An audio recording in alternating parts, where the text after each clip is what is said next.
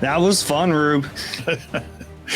You guys had to be at OTAs to understand just how excited Dave was. Every once in a while, I look down the sideline in areas with a big grin on his face, just enjoying the moment. Kind of like, me at a Guided by Voices show or, Olympic trials or something like that. Yeah.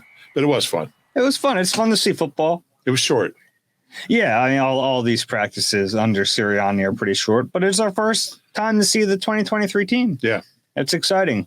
It was. And it's also exciting to do this podcast. This is the Eagle Eye Podcast.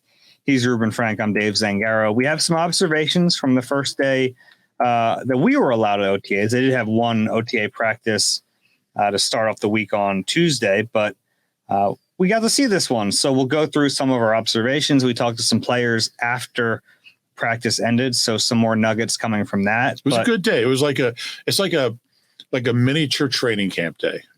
They're not hitting, they're not padded, but we're out there, we're talking to them, and it's kind of the first look at the 2023 Eagles. Yeah, it's fun, and there are some competitive periods.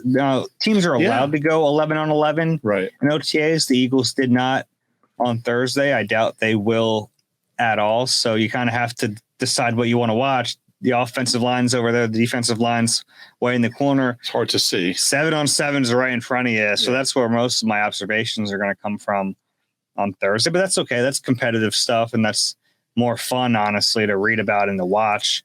But want to just roll through my observations a little bit? We'll start off with attendance. Pretty strong. Remember, this is all voluntary, so it's not the end of the world when guys are missing. And there were a few guys missing today, some veterans: Devontae Smith, Lane Johnson, Brandon Graham, Fletcher Cox. I didn't see Derek Barnett out there. Don't know if he's completely cleared or not. I would think he is. You would think so. Didn't see Josiah Scott. Didn't see Jaden Hazelwood. Just like some guys, they could be dealing with injuries or they're ill or whatever. And could be on their honeymoon. It's all voluntary. Yeah. There were also a few players who were out there as spectators. So presumably some kind of injury. Avonte Maddox, Marlon Tuipulotu, Tyree Cleveland. The Maddox one is, after a year where he was injured quite a bit, you don't want to see him miss the first practice we're at, but a long way to go. Yeah. All right. You want to get into depth chart stuff? Let's do it. This is where you really gain something from it. Right. The first thing, and this was not a surprise, Nakobe Dean at the mic, Nick Morrow at the wheel. They don't really have any other options, but that's what it was. Yeah, and it was really cool seeing Nakobe. Like, we knew he was going to be out there. Like you said, there's no other options, and they drafted him to play. Didn't play last year, but I think it's no secret he's the guy. But it was cool seeing him out there, and he is. This is the turning the page. TJ Edwards is not here anymore. Kazier's not here anymore. It's his job, and it was cool to see. Yeah, very similar to safety, where they lost both of their safeties from a year ago. That position was Terrell Edmonds and Reed Blankenship. Yeah, and we kind of expected that. You knew Reed was going to be back there, and pretty sure Edmonds was going to start there. And we'll see. These things are going to change. Other guys are going to get reps, but you got to start somewhere. And it made the most sense to start there. And Reed's an interesting guy. We talked to Reed. I mean, he played 4 games. He played 4.5 games. Everyone was impressed with him, but he's still, I consider him an unknown.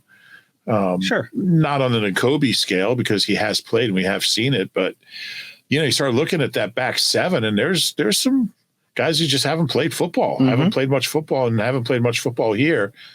Obviously, the 2 corners are a completely different story, but it's going to be interesting to see how the whole thing evolves, and when you have this many new pieces, how they fit together and how long that process takes. Yeah, Sidney Brown working with the second team, not a big surprise there. We also saw Cam Jurgens as the first team right guard.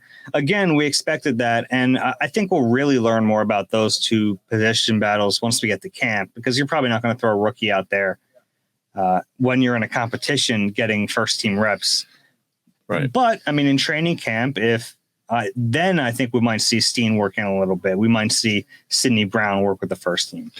Yeah, and a lot of times if a guy's struggling, that's when you'll see someone else get some reps in there.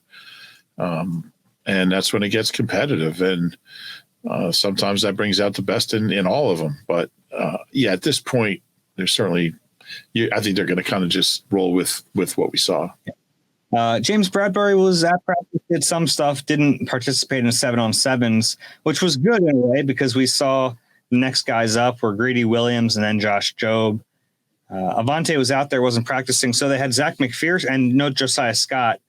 But we saw Zach McPherson in the slot as a nickel cornerback, which is something we've talked about before, like the possibility of him getting some reps there. I think it could help him. It could help the team too. It could help him. It could be a sign that he needs to be able to master the slot to have a roster spot.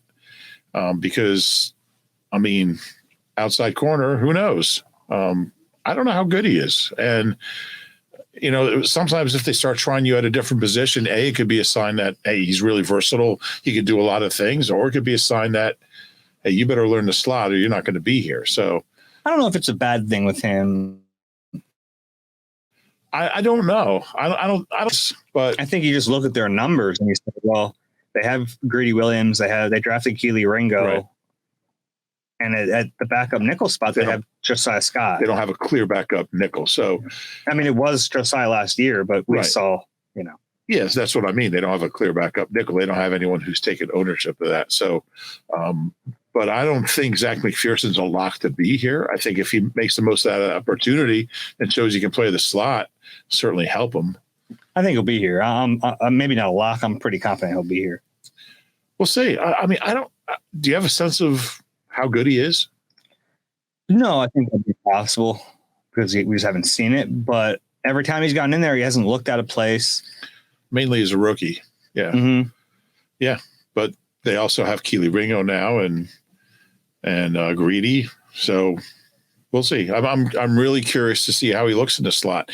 And we talked to DK McDonald, the new secondary coach, and he kind of went through all the characteristics that Zach has that make him a potentially good slot. Good for him if he can handle it. Yeah, he's a shade under 6 foot, which is always like in the back of your mind when you're thinking about him playing outside.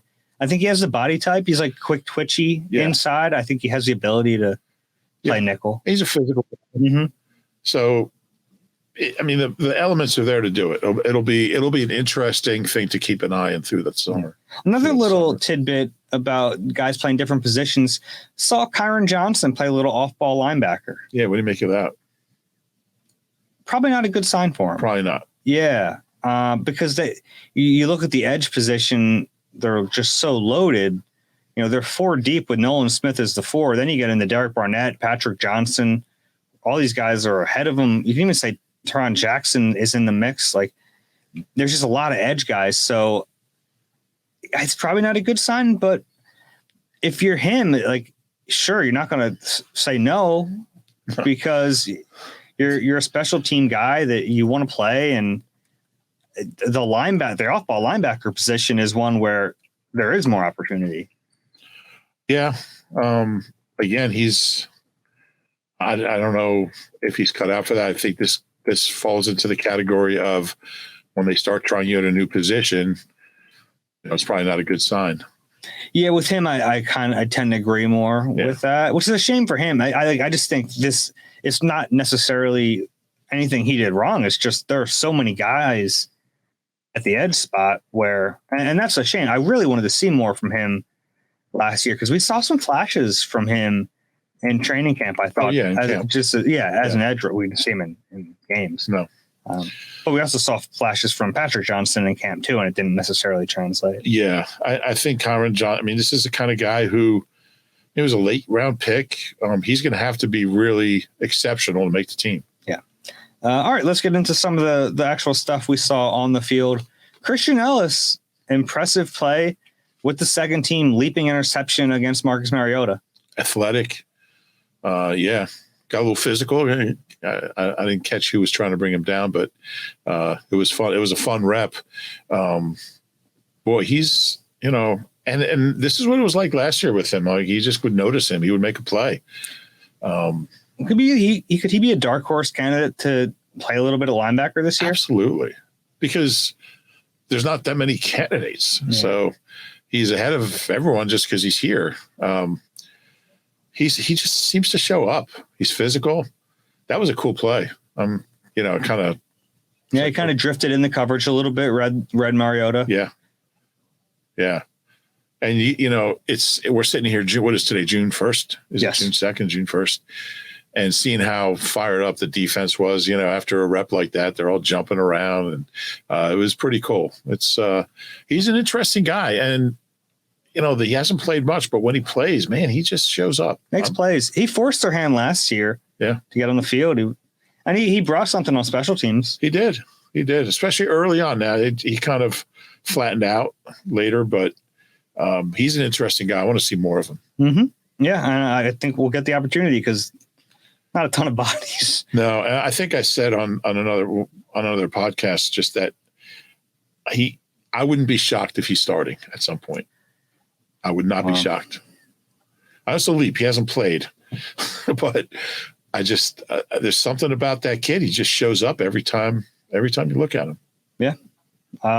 So I thought Slay had a good showing today. Had a couple pass breakups. The one against A.J. Brown was really pretty. Yeah. Sticky in coverage. AJ tried the late hand. It was a back shoulder throw. And he gets so many DBs with those late hands. Didn't get Slay. It was two veterans going against each other. Yeah. It's good that he's here. It's good that he's active and participating, and you like to see that. And he was really active. He's really interesting year for him. He's in an age when there's just not a lot of corners his age. Yeah. So it's good to see him moving well and making plays. I mean, he had another pass breakup on Goddard. It wasn't a great throw. Yeah. I think he had three pass breakups. Yeah, he was all over the field. Yeah. So that was cool to see. Yeah. This is the one you've all been waiting for. The punter battle. Yeah, it was fun stuff. Nick Sirianni locked in on it. He really talking to Jake Elliott, watching the punter up close. If you had to give round one to one punter, who would you give it to? On a 10-point must system, 10-8, Sipos. Yeah. So I thought Sipos looked a little better. We know he can punt in June. Yeah, that's the thing. That's what makes this competition so weird. Yeah. It's like the guy he is in the summer is fine. Right. It's just when it was hot in Arizona. Yeah, I don't think it's necessarily a heat thing. That's the more troubling aspect of it. Yeah, it's not weather. I don't know if he wears down or if he just shrinks in the moment.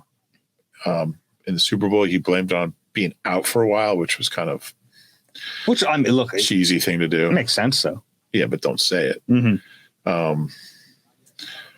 I thought the kid from Kansas State, Zentner. I just want to call him Ty Detmer. I think he had one really good punt. Yeah, he boomed one, and then there was another one that was kind of flat. It was very returnable. And his last one was awful. Mm-hmm. It kind of went off the side of his foot. Might have gone 30 yards. Round one to Sipos. Brett Kern thinking about coming out of retirement. Oh, yeah, Brett Kern, happy retirement. Didn't play well for the Eagles last year. Probably regrets playing for them at all. Should have played in the Super Bowl. Sure. He should have. I thought Goddard had a really nice catch in the middle of the field. It was one of those plays where I thought it was tough to see. I couldn't tell if Jalen was locked in on him. It looked like Jalen was just locked in on him. Threw a ball that only Goddard could catch, and he did off his fingertips, like diving to the ground. Yeah. I was, I think I told you this, I was looking at my roster on the sideline. I looked down for a second and I see this blur go by. This was a different play, but I see this blur go by me and I'm like, whoa, what receiver was that? And I look up and it's Goddard. I'm like, man, that dude is fast. Kind of forget. Yeah. He looked great. He did. He's ready to go. Definitely looked good. Oh, I should mention the punt returners. It's crazy that Goddard's going to his 6th year today. Britton Covey, Greg Ward, Olamide Zaccheaus, Quez Watkins, A.J. Brown was out there watching like he always does, and Darius Slay jumped in to just take one at the end. He did. And then made everyone laugh with his moves after catching it. No Devontae Smith. He's normally in that group, but he wasn't there today. Yeah. No one else aside. I mean, when we talk about the receiver position, though, like Covey's, unless Zacchaeus can do it, which maybe, Covey's probably still the guy. I would think so. Yeah. And I thought he was fine the second half of the year. He picked it up. He was totally fine. He looks really secure with the, catching the ball. He had to come in for some of those Zentner punts. He had to run in pretty far, but I feel there was a point last year, I think like around, I don't know, week 10 where I was like, you know what? I trust this kid. I think he's going to catch it and he's going to get whatever's there. Yeah. It wasn't, you didn't have to hold your breath. He's different. Like the Eagles have had some really like electrifying Brian Mitchells and Vice and Sproles and Westbrook, like just explosive guys that are a threat to take it to the house. And he's different. He's just going to get you what he can get you. Mm-hmm. But he's secure with the ball and you trust him. And the one thing I did like about him is like he'll get 5 yards on a punt where some guys would fair catch it. Yeah. And it hurts his stats. Right. But he'll do it. Yeah. I like that about him. Yeah. Team guy. Yeah. The first play of the practice when 707s was a beautiful ball from Jalen Hurts down the seam to Quez Watkins. Good start for him. Trying to get Quez's confidence up. Yeah, we'll see how. I mean, it's so early. Obviously, we'll see how that position shakes out. But I think they're probably going to give him every opportunity to be the 3. Why wouldn't you? Yeah, and we'll see Zacchaeus. He looks fine out there. He's shorter than what do they list? He's little. Yeah, they list him at 5'8". Mm-hmm. He looks it. He looks 5'8". There was one point where Covey, Zacchaeus, and Swift were all standing next to each other. Swift is listed as and Boston Scott. Swift is 5'9". Boston Scott's 5'6". Covey's 5'8", and Zacchaeus is 5'8". And the 4 of them were standing next to each other. I was like, wow. You know what I will say though, if we're talking about like body size and shape, Nolan Smith didn't look as small to me as I expected him to look. Yeah, he didn't look like out of place. I felt the same way. Yeah. I thought that was good. Yeah, we didn't have a chance to talk to him. I think we did last time, but I wonder where his weight is. Yeah, I don't know. He looks fine. We'll talk about Cam Jurgens in a little bit. I don't want to get ahead of ourselves. We don't want to spoil it with the weight. No spoilers. We saw DeAndre Swift out there. Yeah. Watched him a little bit in running back drills out of the backfield. As advertised, very smooth. Yeah. Smooth pass catcher. That's the word. Natural. Looks it. Yeah. Looks the part. Doesn't fight the ball. Yeah. I felt like encouraging with Miles, like even when he was catching it, he was like fighting it. Mm-hmm. I saw Kenny a little bit last year. A little bit. I mean, especially in camp. I thought in the season he was fine. In camp, we saw him kind of fight up against a little bit. Yeah. Okay. Interesting group of running backs. Yeah. That's all I had. Oh, my other one is Mariota's bigger than I expect him to be. Big dude. Yeah, he is. I thought of him being like smaller. He's the biggest quarterback they have. Well, Ian Book's like 5'8". Yeah. Yeah. He's noticeably bigger than Jalen. Even like Tanner McKee is as tall, but he's a beanpole. Mariota's thicker. Yeah. Tanner McKee probably weighs a little more because he's a couple inches tall. Maybe, but he doesn't look as big. By the way, Tanner McKee completed some passes. Yeah, they let him throw a football. He was behind Ian Book, which you kind of expect, but we were joking about it. He's already thrown more passes than Carson Strong did last year. I think what I said was he's already completed more than Carson Strong. Both. Yeah, both. Whatever that was all about, Tanner McKee's going to get. I mean, obviously he's a draft pick. It's a little different, but he didn't look out of place. No. Yeah. No, it was good to see. I was keeping an eye on. Really good size. I mean, he looks like a QB. I was watching Brian Johnson a little bit, bouncing around position to position. Didn't get it's tough. The offense is closer. I didn't get a good look at like how Desai was splitting his time, but I think it's kind of almost a more important thing to watch Brian Johnson do it because he's been here in a different role and now he's got to do more. Yeah. So he's got to say, all right, Alex Tanny, here's the quarterback position. I got to go and watch O-line or I got to go and be with the receivers. I thought he was already like showing an understanding of how to do that. Yeah. No doubt. Anything I'm watching assistant coaches is an underrated thing to do at training camp or OTAs. Yeah. It's something you can really learn a lot about a guy. Mm-hmm. We saw some Nick Sirianni coaching up a receiver. Oh, you see that? He busted it in. Basically busted it in the play inside. He's supposed to take it outside and get the one-on-one. Yeah. Yeah, it was Joseph Ngata. I was trying to save the poor kid from ridicule. Well, I mean, it's good. It's good coach. That was good coaching. It was good coaching. And I mean, because he would have gotten demolished. Mm-hmm. And it's one of those things where, like, yeah, you're a big receiver. Might have been able to do that a little bit in college. Yeah. You can't do that here. Yeah. Where do you go to school? Clemson. Okay.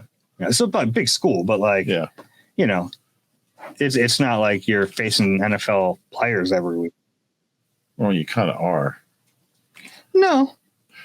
He's from Folsom, California. Is that where Folsom prison is? It's a good guess.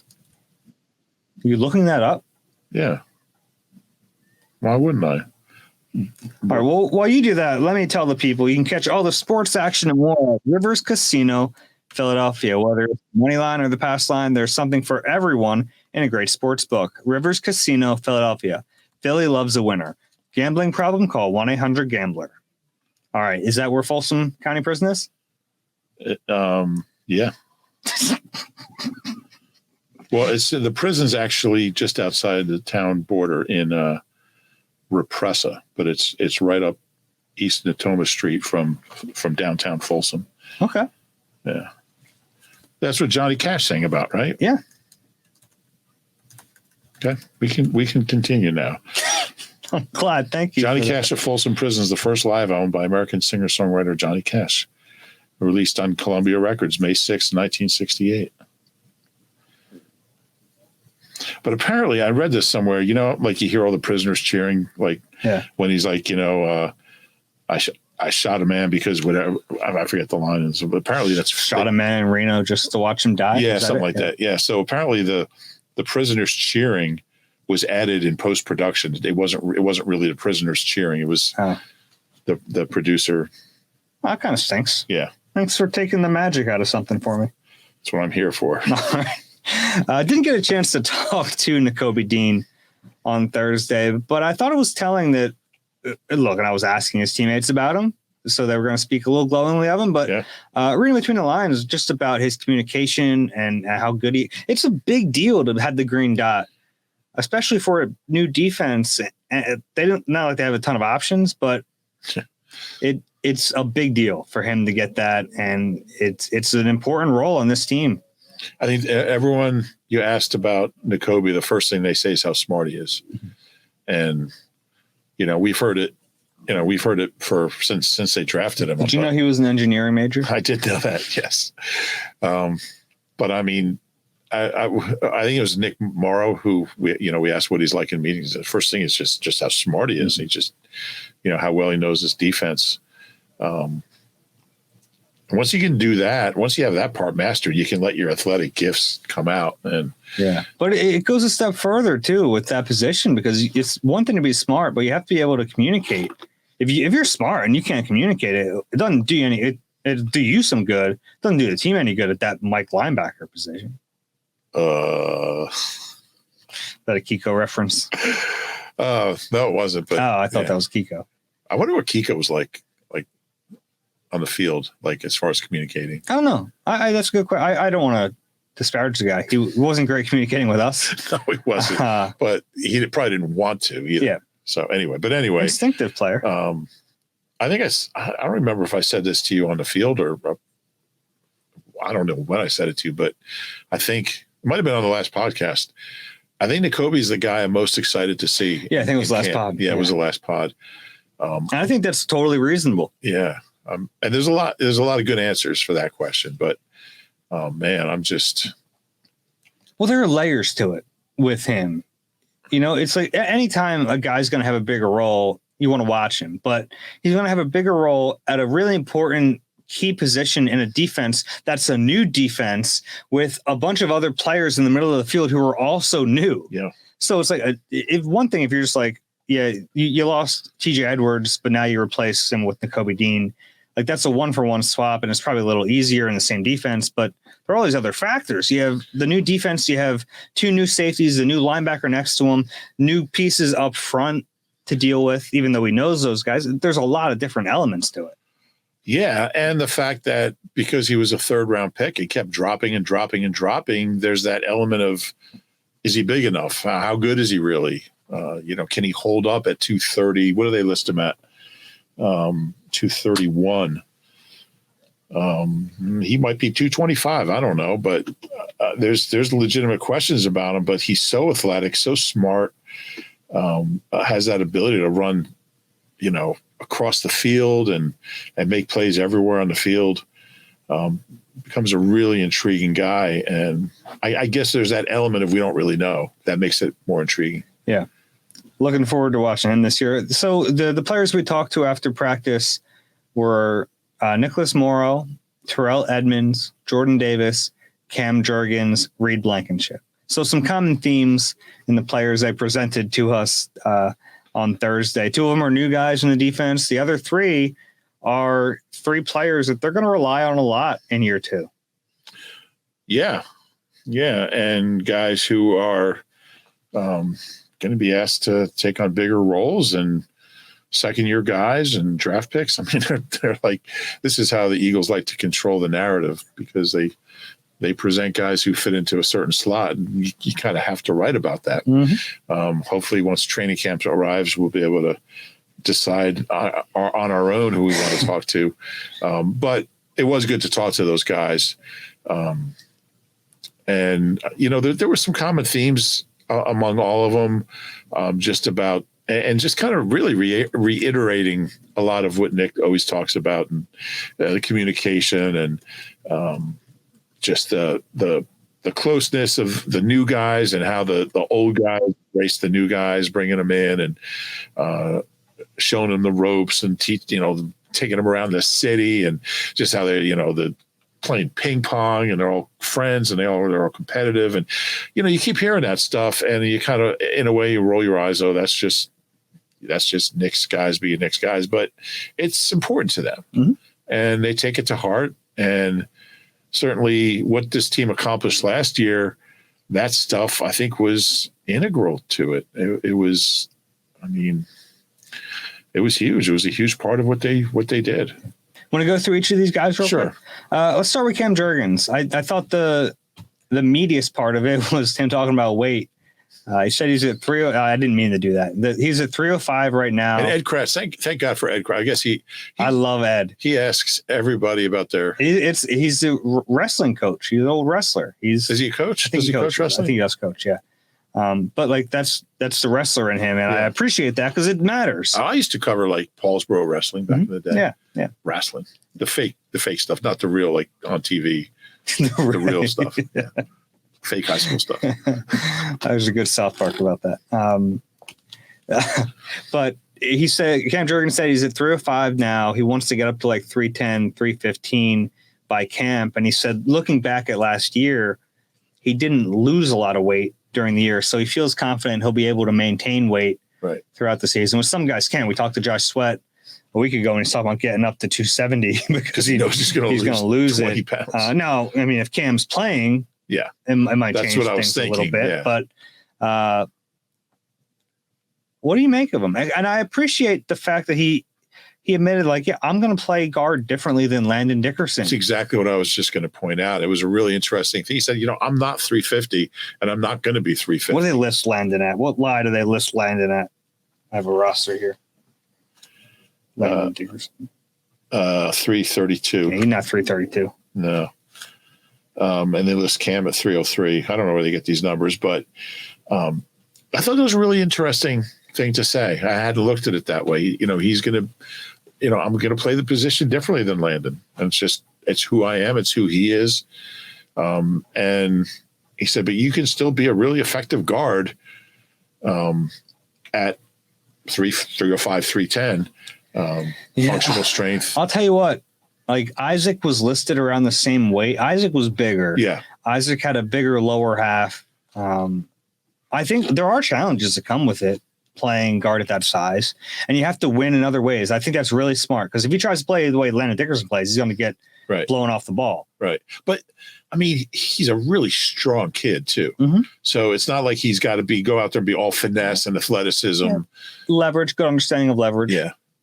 And I mean, I think I asked him about this. Just having Kelsey, who has been an undersized, he's going to undersize his way to Canton. It's just got to be such an incredible. I mean, imagine having a Hall of Fame guy that you come on and you start working. Oh wait, you can't. No, it's got what a resource to have him next to you and just be able to. This guy's one of the greatest interior linemen who's ever played the game, and Cam Jurgens can, sounding board 24/7. Especially as far as what's important to an interior lineman who's smaller than most. Yeah, and that's what kind of I don't think. Look, I think they're going to give Cam every chance to win this job, but that's what makes this. It adds another little bit to this competition. Is the play styles are going to be very different between Jurgens and Tyler Steen, who looks more of the part. Steen looks like an NFL guard. They list him at 321. Yeah. He looks like he's 320, 325. Yeah. He's just a bigger guy. I actually covered a guard competition very similar to this with Brandon Brooks. When he was a rookie, they drafted him and Ben Jones, who's become a longtime center in the league.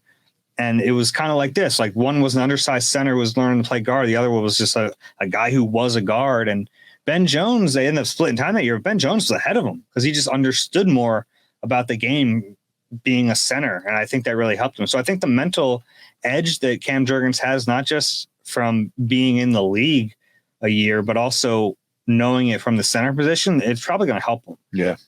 There's another one of Dave's going one-eye stories. Yeah, I never do that. Well, that one really seems to fit. Back in the day stories.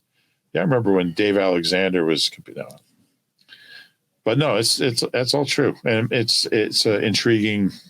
It's going to be intriguing to watch. I have a lot of faith in Cam Jurgens to find ways to be an effective guard at 310. Yeah. How about Reed Blankenship, who we talked about a little bit earlier? We got a chance to see him last year. I think they're high on him, and if we're looking at this positionally, they're going to run two safeties.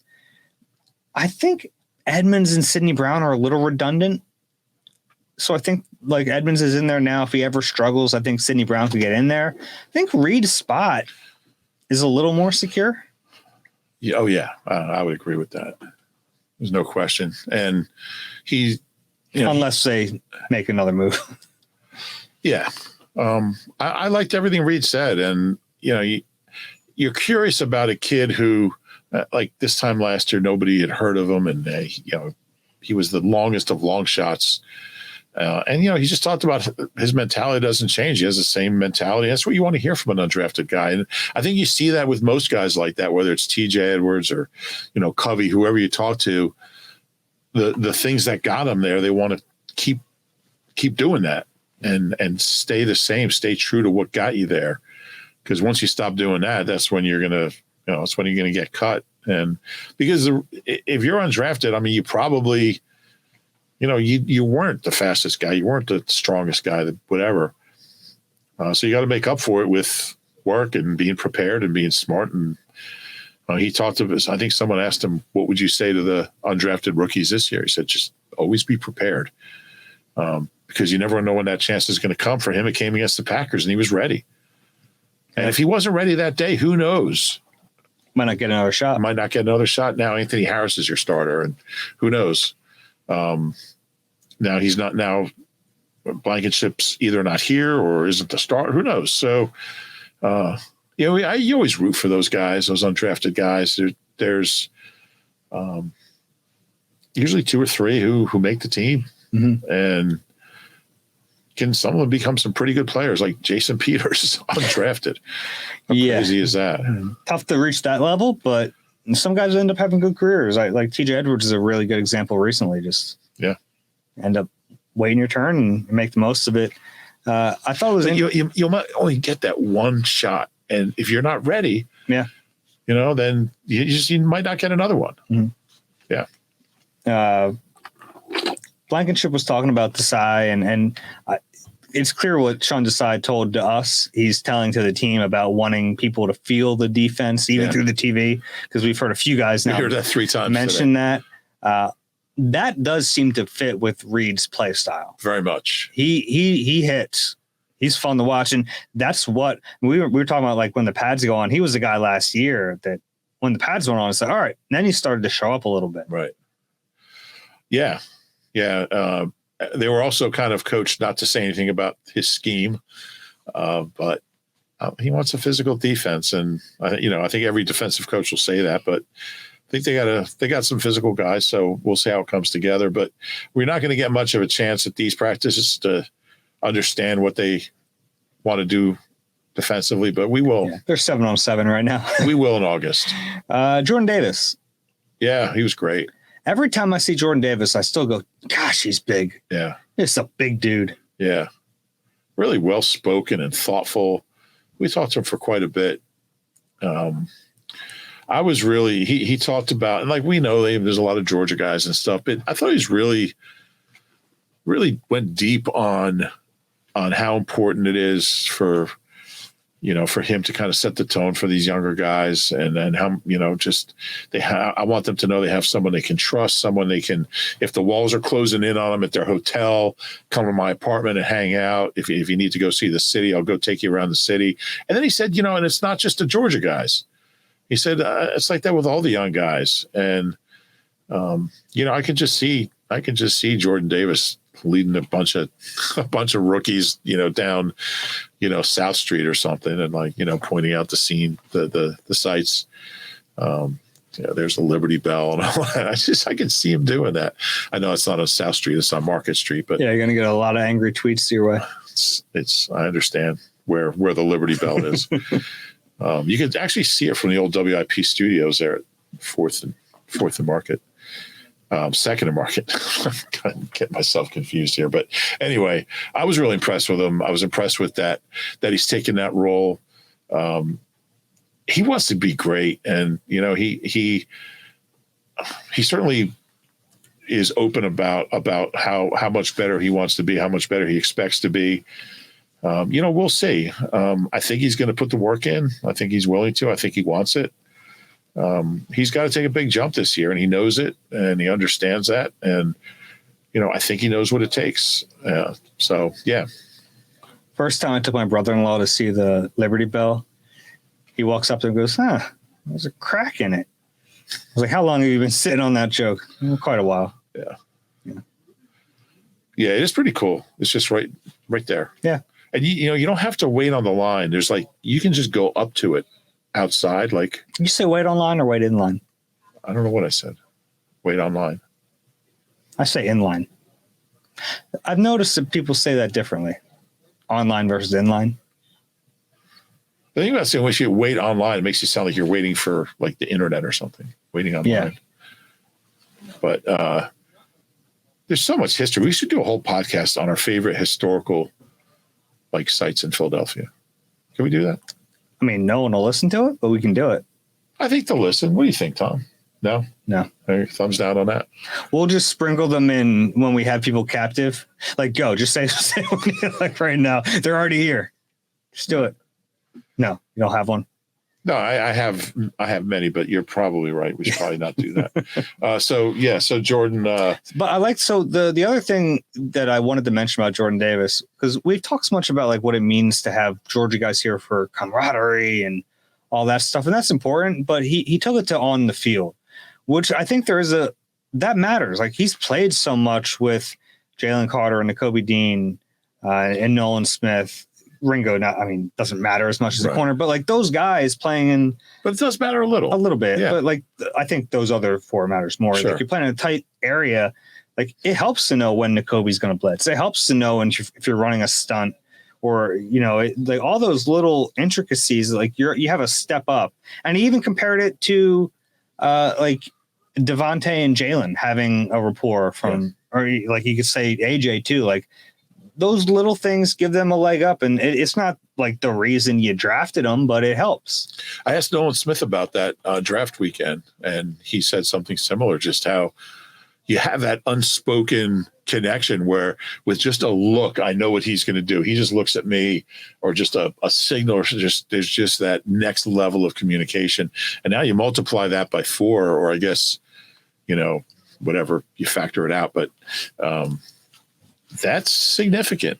I think so. I think it'll help. Yeah. I think there's a tangibly that will help on the field. I think so too. Yeah.